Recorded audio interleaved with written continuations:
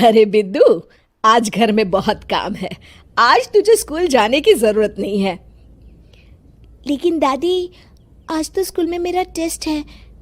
अरे एक दिन स्कूल नहीं जाएगी तो ऐसी कौन सी तेरी कलेक्टर की पढ़ाई छूट जाएगी। वैसे भी मैं देख रही हूँ आजकल तो बड़ी ढीठ हो गई है। अपनी दादी की बातें सुनकर बिंदु नाराज हो जाती है। तभी उसकी माँ कहती है, अरे बिंदु, इतनी छोटी बात पे मुंह फुलाने की क्या जरूरत है। दादी बिल्कुल सही कह रही हैं। लड़कियों को तो घर के काम काज सीखना चाहिए। अरे बहू, रमेश के लाड़ प्यार ने इसे बिगाड़ रखा है। कम से कम तू तो मेरी बात समझती है। अच्छा, मेरी पूजा का समय हो गया है, मैं पूजा करने जा रही हूँ।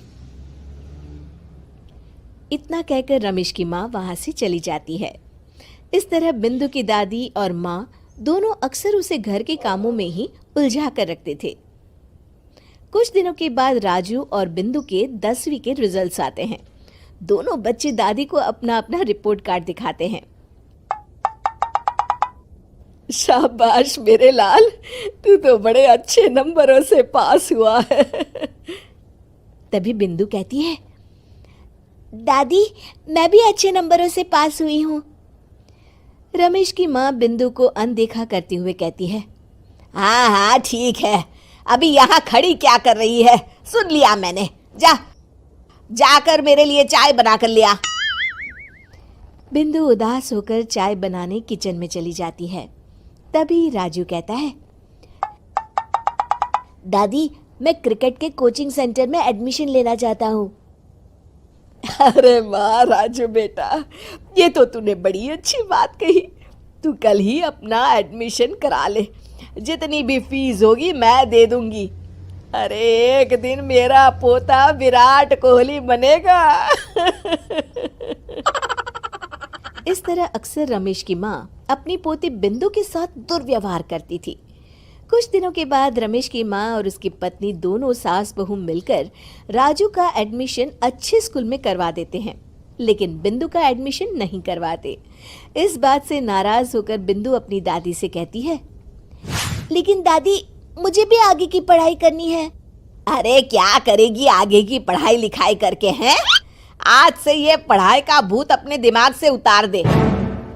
इतना कहकर रमेश की माँ वहां से चली जाती है। उस दिन के बाद से बिंदु की पढ़ाई हमेशा के लिए छूट जाती है और उसकी दादी उससे घर के सारे काम करवाना शुरू कर देती है। इस तरह उसका सारा दिन घर के कामों में ही बीत जाता था। कुछ दिन बीत जाते हैं और एक दिन रमेश छुट्टियों पर घर आता है। बिंदु को घर के काम करते हुए देख उससे कहता है, अरे बिंदु बेटा, तुम स्कूल नहीं गई? पिताजी, दादी ने मेरा एडमिशन कराने से मना कर दिया है। वे कहती हैं घर पे रहकर घर के काम करना सीख। अपनी माँ का ये बर्ताव देख रमेश को बहुत गुस्सा आता है और वो अपनी माँ से कहता है, माँ, ये तुमने क्या किया? आगे की पढ़ाई के लिए स्कूल में बिंदु का एडमिशन क्यों नहीं करवाया? अरे बेटा, लड़की जात है, ज्यादा पढ़ लिख कर क्या करेगी? वैसे भी शादी के बाद तो इसे घर के ही काम करने हैं ना। तुम किस जमाने में जी रही हो माँ? अगर कल्पना चावला के घर वाले भी तुम्हारी सोच के होते तो क्या वो पूरी दुनिया में हिंदुस्तान का नाम रोशन कर पाती? इसका स्कूल छुड़वाकर तुम इसका भविष्य बर्बाद कर रही हो, लेकिन मेरे रहते ऐसा नहीं होगा।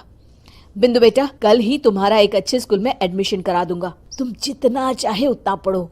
मेरे होते हुए तुम्हें किसी बात की चिंता करने की जरूरत नहीं है। अपने पिता से हौसला पाकर बिंदु खुश हो जाती है और कहती है, जी पापा, मैं खूब मन लगाकर पढ़ाई करूंगी और बड़ी होकर डॉक्टर बनूंगी।